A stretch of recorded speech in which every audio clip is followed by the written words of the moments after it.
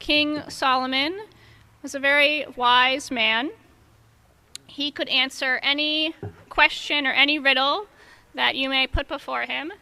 He knew how many stars were in the sky.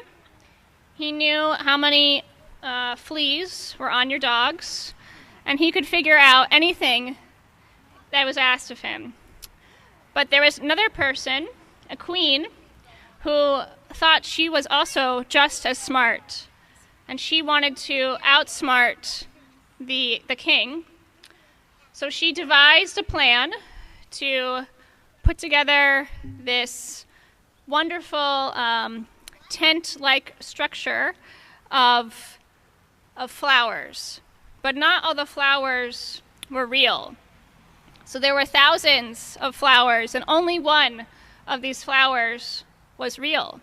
She had gotten some really creative artists to sew the leaves and to put dewdrops made out of gems on the leaves, and she had different cloths for different flowers, and everything looked so realistic. And yet, they were all fake except for one. And so her task to King Solomon was to find that one flower that was real, just like that zucchini. So she asked of him, King Solomon, can you find the one real flower amongst all of these flowers that are fake?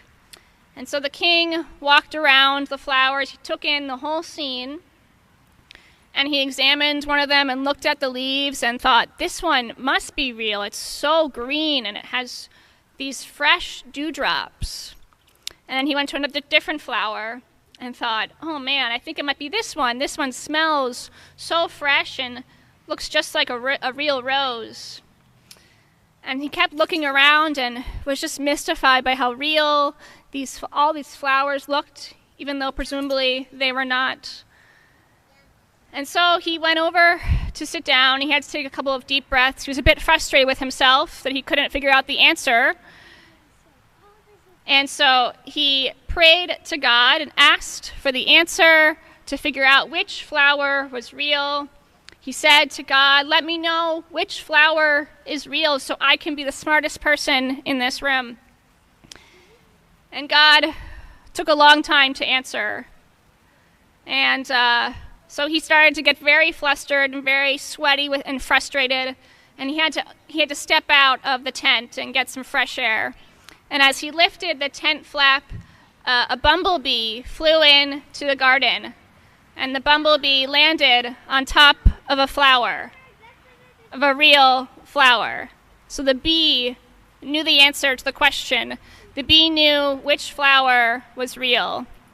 The bee was the smartest thing in that room, not the king. So we can all learn that perhaps our pets, our animals, are very smart. They have all these secrets, and they know how to figure out which things are real, which things might not be real. And we want to honor our pets this evening who have come tonight, so thank you.